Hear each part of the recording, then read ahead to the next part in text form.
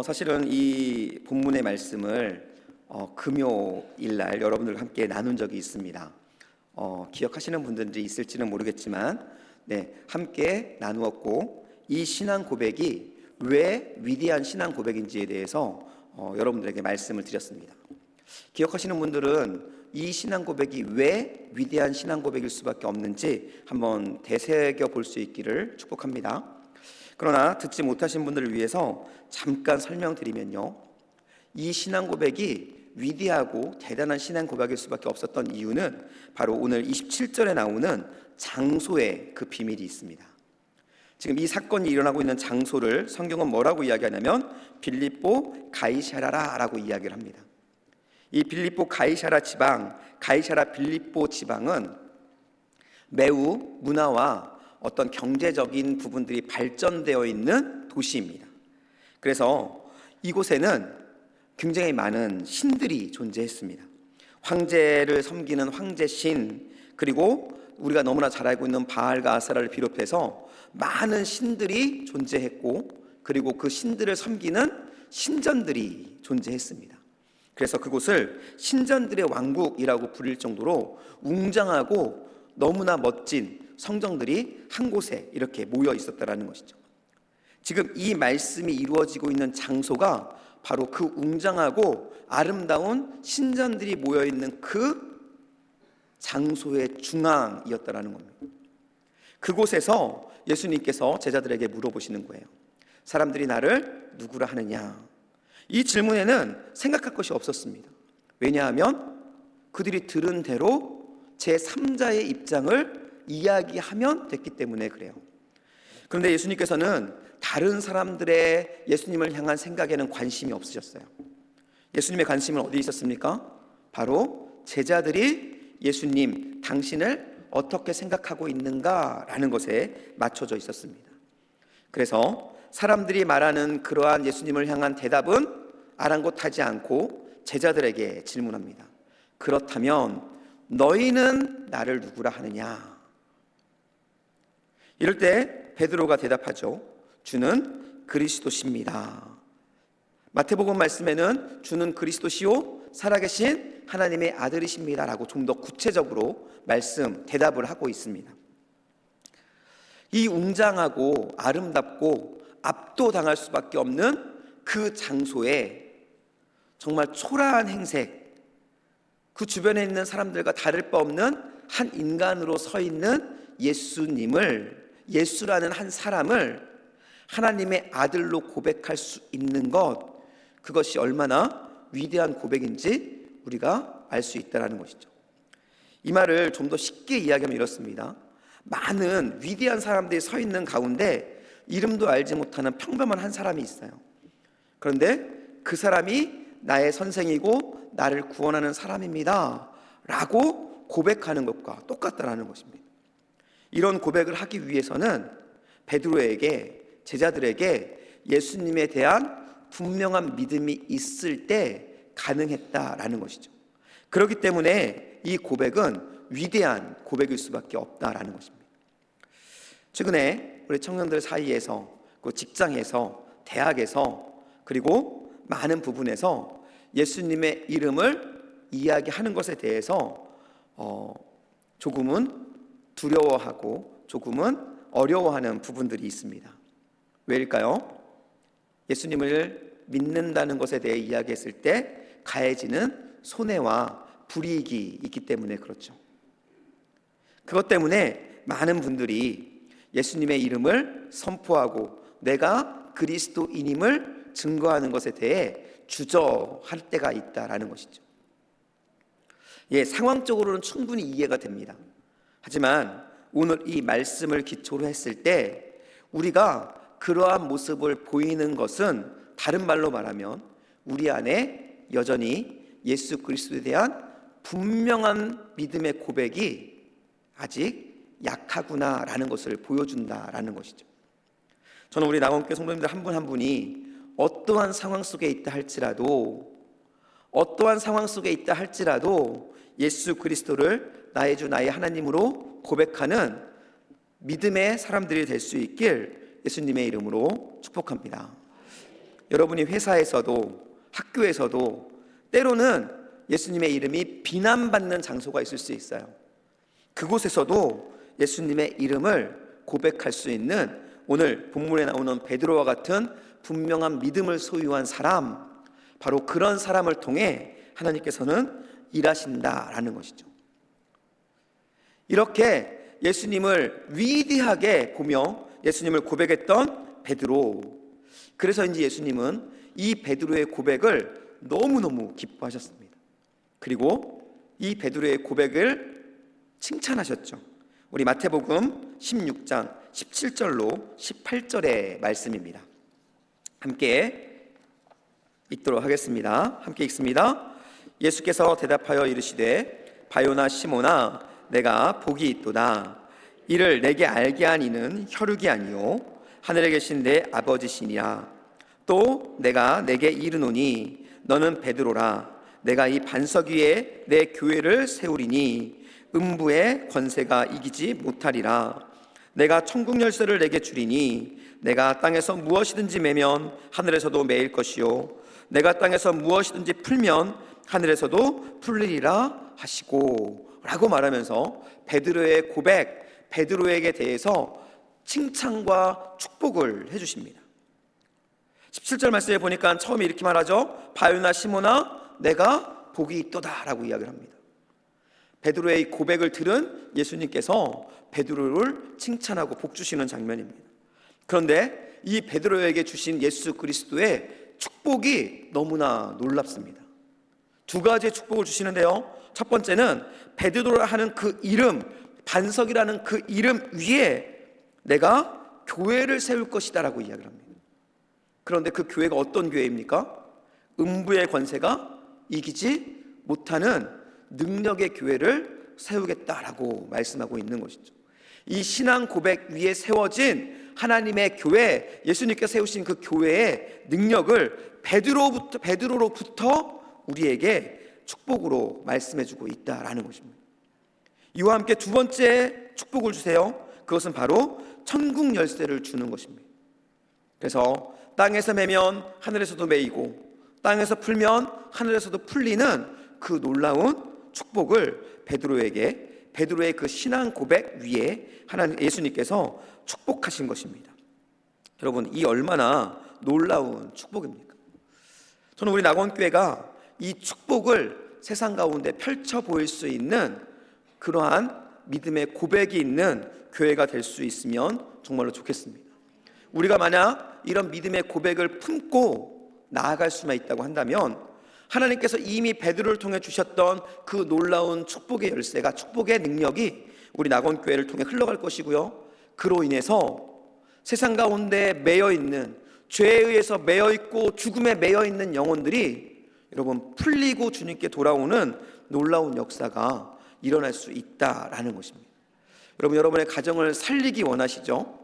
여러분 주변에 있는 영혼들을 살리기 원하시죠? 그러기 위해서 필요한 것은 바로 베드로가 고백했던 그 신앙의 고백, 그 완전한 온전한 믿음을 우리가 소유하는 것입니다. 우리 안에 이러한 믿음이 있을 때 하나님께서는 우리를 통해 이 베드로에게 약속하셨던 이 축복의 열매들을 맺게 하실 것입니다. 예수님께서는 이 베드로의 고백에 이만큼이나 기뻐하셨습니다. 이런 기쁨이 있은 뒤에 예수님께서는 이제 때가 되었다라고 생각하신 것 같아요. 이제 우리 제자들에게 이러한 신앙 고백을 할 수 있는 제자들에게 내가 천국의 비밀, 즉 구속의 비밀, 구원의 비밀을 이야기해 줄 때가 되었구나라는 생각을 예수님께서 하셨습니다. 그래서 예수님께서는 제자들에게 예수님께서 이 땅에 오신 목적과 그리고 그 목적을 위해서 어떠한 일을 하실 것인지에 대해서 밝혀 보여주십니다. 우리 본문 31절 말씀입니다. 우리 본문 31절 말씀 함께 읽겠습니다. 인자가 많은 고난을 받고 장로들과 대제사장들과 서기관들에게 버림받아 죽임을 당하고 사흘 만에 살아나야 할 것을 비로소 그들에게 가르치시되 라고 이야기합니다. 예수님께서는 이제 됐다라는 마음으로 비로소 이 일을 가르치신 거예요. 물론 이 전에도 비유적으로, 그리고 그들이 깨닫지는 못했지만 반복적으로 하나님의 나라와 예수 그리스도의 사역에 대해서 말씀하셨습니다. 그러나 제자들이 예수님에 대한 온전한 신앙 고백을 하기 시작하자 비로소 밝혀 보여주신 거예요. 예수님이 어떤 분이라고요? 바로 구원자 그리스도이시고, 그리고 십자가에 못 박혀 돌아가시고 죽으신 지 사흘 만에 다시 살아나신다는 사실을 제자들에게 말씀해 주신 것입니다. 그런데 문제는 예수님의 기대와는 다르게 제자들은 예수님의 십자가에 대해서 조금도 깨닫지 못했습니다. 그래서인지 제자들은 서로의 눈치만 보면서 주저주저하고 도대체 이게 무슨 말인지, 이게 무슨 상황인지, 왜 예수님께서 이런 말씀을 하시는 것인지에 대해서 서로만 주시할 뿐이었어요. 이때 예수님에 대한 신앙 고백을 했던, 그래서 예수님께 칭찬받았던, 여러분 예수님께 칭찬받았으니까 어땠을까요? 베드로의 어깨가 부스럭 올라갔겠죠. 그렇게 베드로의 칭찬받고 어깨가 올라갔던 베드로가 제자들을 대표해서 예수님께 항변이라고 표현한 예수님께 이야기를 합니다. 뭐라고 이야기합니까? 우리 본문에도 나오지만요, 좀 더 분명하게 말씀되어 있는 마태복음 16장 22절 말씀을 보겠습니다. 마태복음 16장 22절 함께 읽습니다.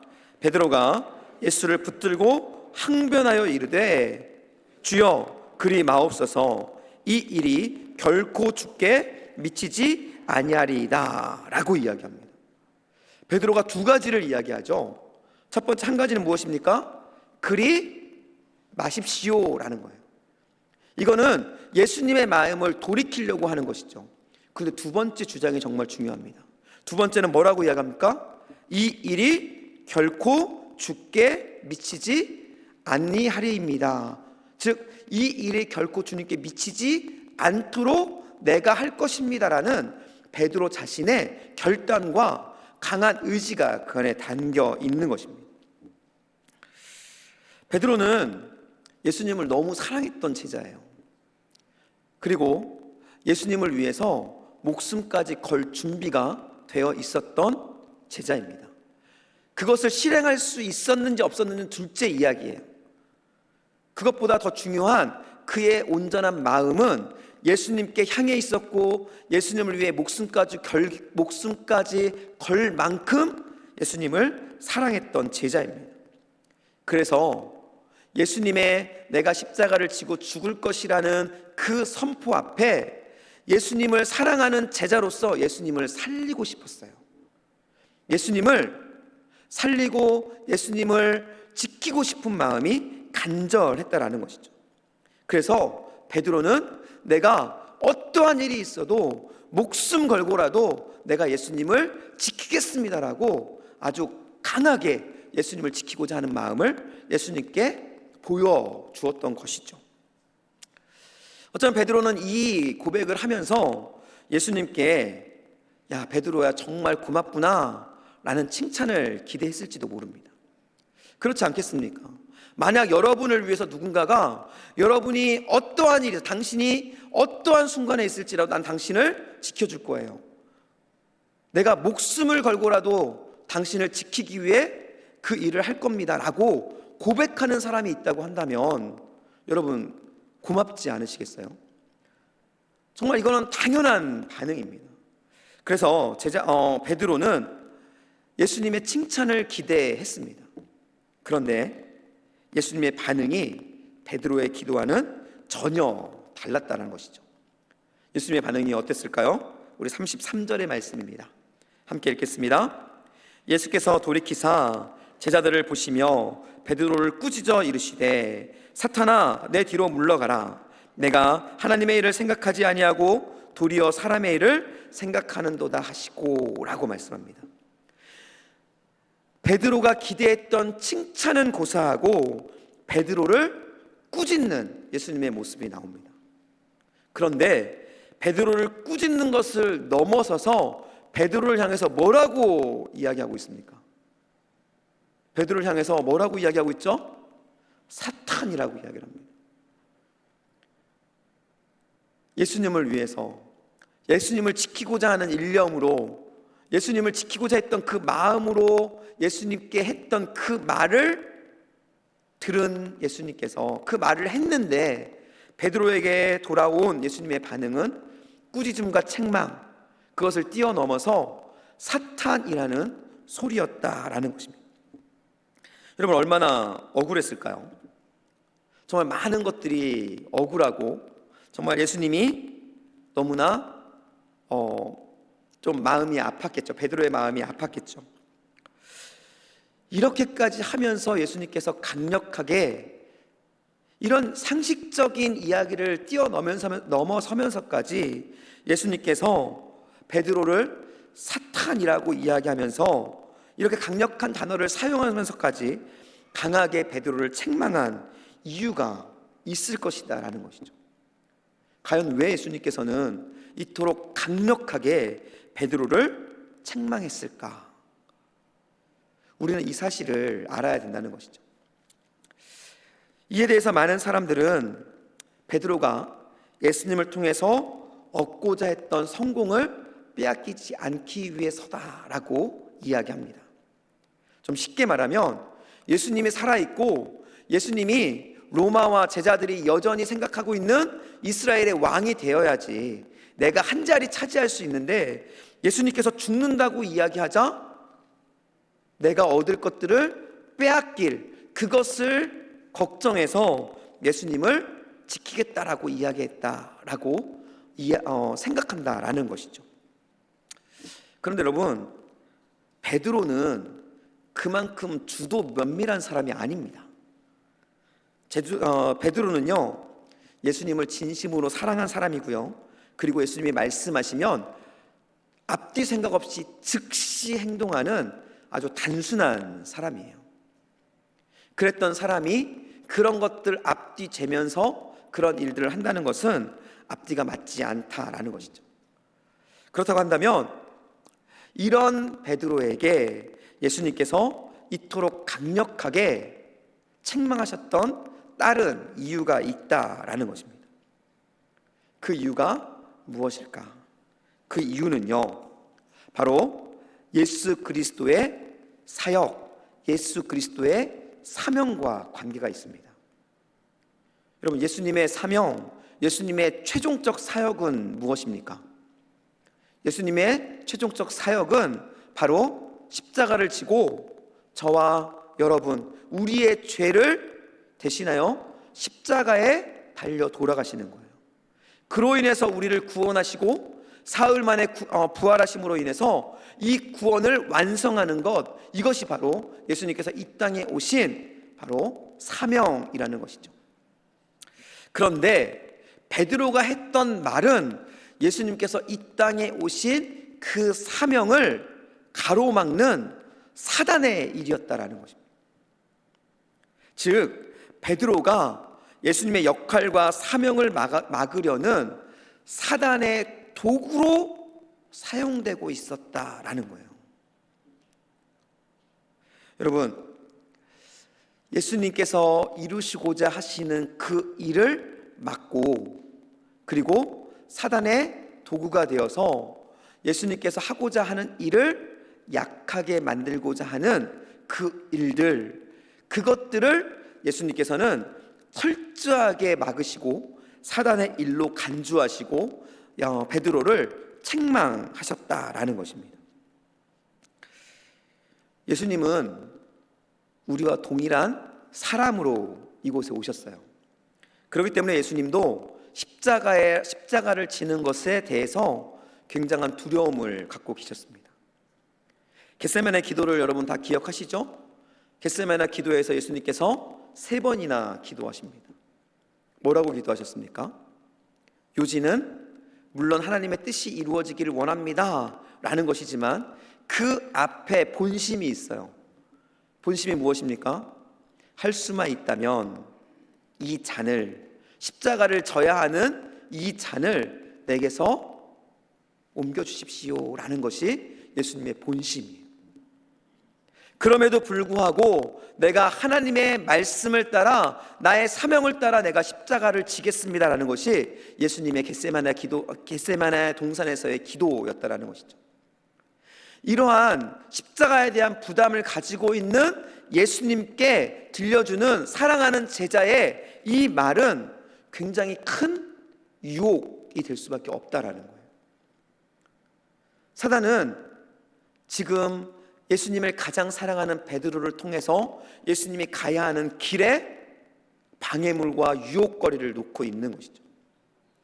그렇기 때문에 예수님께서는 철저하게 그 유혹을 배제하고 그 방해물을 철저하게 떼어놓기 위해서 바로 베드로를 향해 사단이라고 이야기하고 그 베드로를 물리치시고 책망하셨던 것입니다.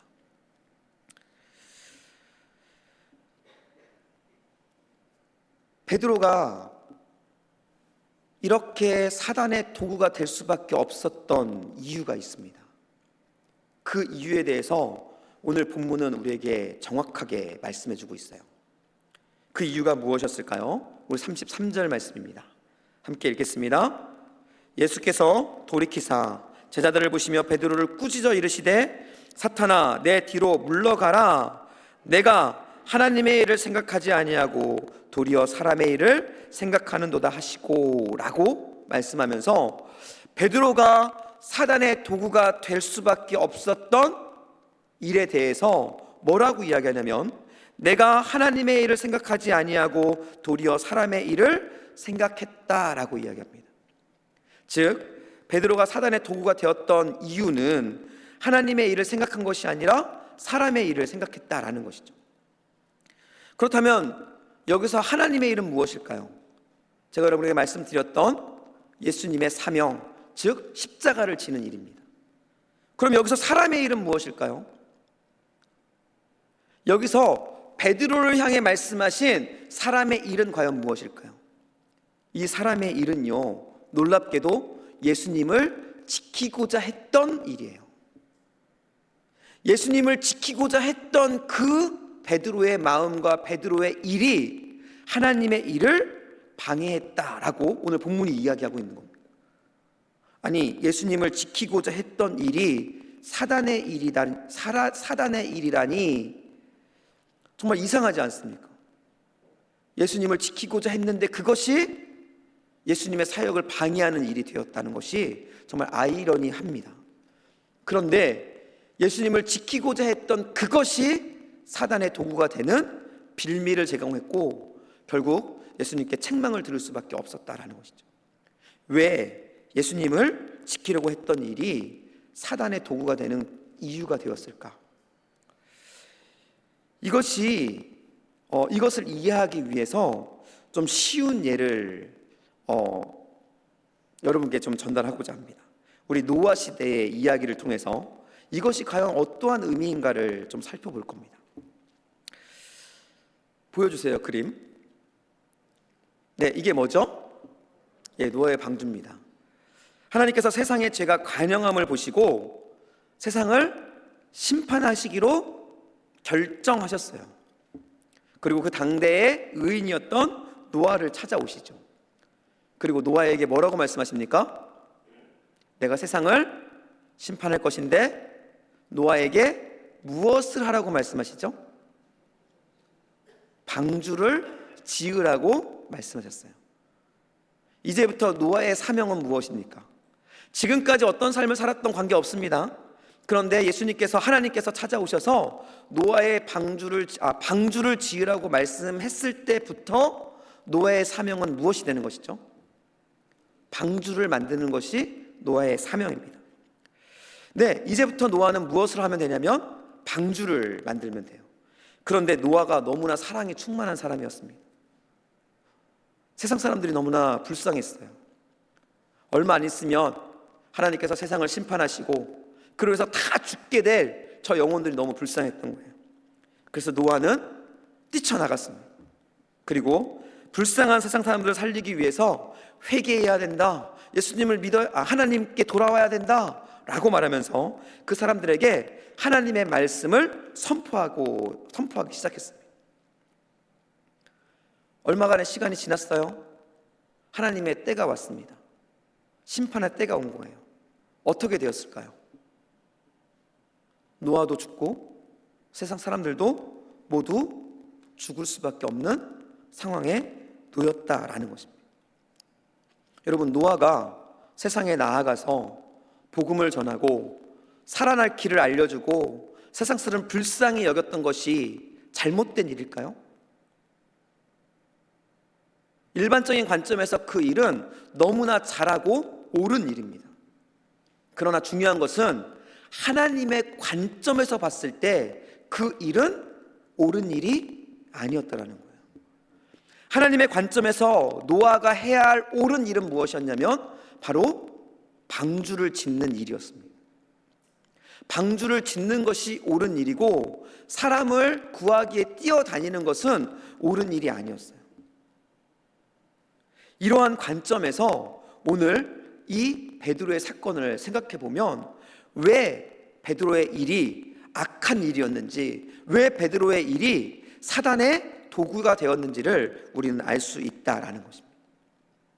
베드로의 관점에서, 베드로의 의에 의해서는 예수님을 지키는 것이 너무나 옳은 일이었습니다. 하지만 하나님의 관점에서는 예수님께서 십자가의 길을 가는 것이 의였고, 그렇다고 한다면 베드로가 해야 할 옳은 일은 예수님께서 가셔야 하는 그 십자가의 길을 응원하는 것이고 그 십자가의 길을 돕는 일이었어요. 그런데 베드로는 십자가의 길을 도운 것이 아니라 오히려 어떻게 했습니까? 그 십자가의 길을 막는 상황에 놓이게 된 것이죠. 이것이 바로 베드로가 사단의 도구가 되어졌던 이유라는 것입니다. 여러분, 우리도 정말 열심히 하나님의 일을 하는 우리도 여러분 때때로 사단의 도구가 되어질 수 있다는 사실을 여러분 기억하셔야 합니다. 만약 내가 하나님을 위해서 무엇인가 열심히 일한다고 하지만 그것이 하나님의 뜻이 아니라 만약 나의 의, 나의 생각, 내가 생각하는 옳은 길을 향한 길이라고 한다면 그것은 어쩌면 하나님의 일을 방해하는 사단의 도구로 사용되는 과정일 수도 있다라는 것이죠. 베드로는 예수님께서 말씀하신 십자가의 길에 대해서 좀 더 주의 깊게 살펴볼 필요가 있었습니다. 예수님이 말씀하신 그 십자가의 길, 내가 죽고 사흘 만에 다시 살아날 것이고, 그리고 그것이 바로 하나님의 나라를 이루는 길이다라는 사실에 대해서 베드로는 주의 깊게 생각해 봤어야 해요.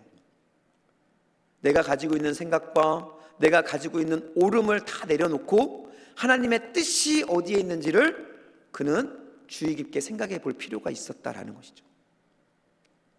그러한 주의 깊은 생각을 놓치자 베드로는 자기의 의가 드러났고 그로 인해서 사단의 도구가 될 수밖에 없었다라는 것입니다.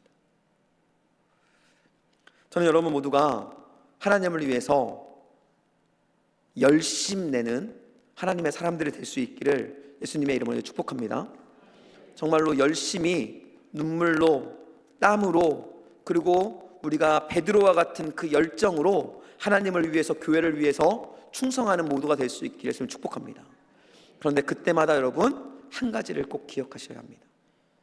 내가 걸어가고 있는 이 길, 내가 드리고 있는 이 열심, 내가 드리고 있는 이 열정이 나의 생각과 나의 의인지, 하나님께서 기뻐하시는 하나님의 길인지를 우리가 날마다 점검해 볼 필요가 있다라는 것이죠.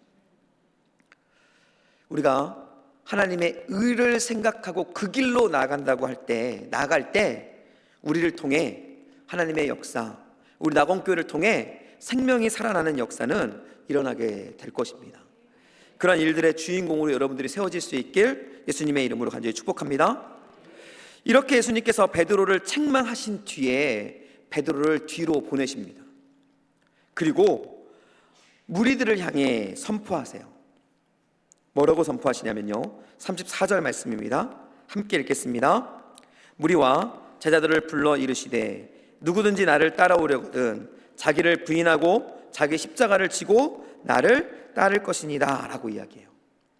예수님께서 하신 두 가지의 말씀이 여기 나오죠. 첫 번째는 자기를 어떻게 하라고요?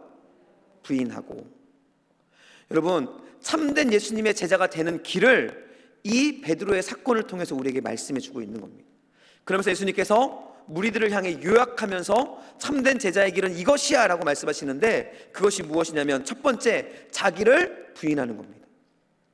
내 생각, 나의 뜻, 내가 옳다고 생각하는 그것을 내려놓으라 라는 것이 바로 제자의 첫 번째 길이라는 것이죠. 그러면서 두 번째 뭐라고 말합니까? 십자가를 지고 나를 따라야 한다라고 이야기합니다. 십자가를 진다는 것은 다른 말로 말하면요, 하나님의 뜻을 붙잡는다라는 것을 의미하는 거예요. 하나님께서 원하시는 것이 무엇인지, 이 상황 속에서 진정으로 하나님께서 기뻐하시는 것이 무엇인지 그것을 붙잡고 나가는 것, 그게 바로 십자가를 지고 주님을 따라가는 모습이라는 것이죠.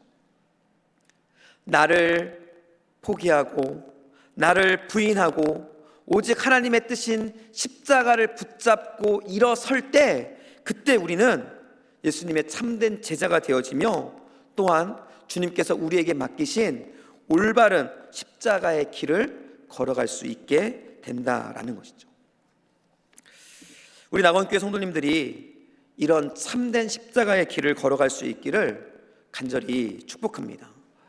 그러기 위해서 여러분, 자기를 부인하고 여러분이 생각하는 의, 여러분이 생각하는 옳다고 생각되어지는 일들, 내가 옳다고 생각하는 경험, 그런 것들을 내려놓으시고 하나님 말씀하시는 올바른 뜻이 무엇인지를 마음에 새기며 걸어갈 수 있기를 소원합니다. 여러분 기억하십시오. 우리가 이 참된 길을 벗어나면, 더 정확하게 쉽게 말했을 때 나의 의와 나의 생각이 앞서기 시작하면 나도 사단의 도구가 되어질 수 있다라는 것입니다.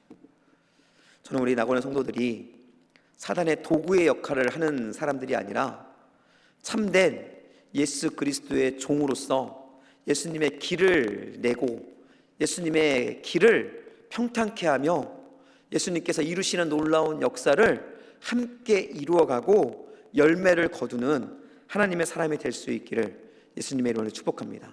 그러한 놀라운 역사가 저와 여러분을 통해 나타날 수 있기를 예수님의 이름으로 간절히 축복합니다. 우리 옆분들에게 좀 이렇게 인사하겠습니다. 당신은 하나님의 일을 이루는 하나님의 사람입니다.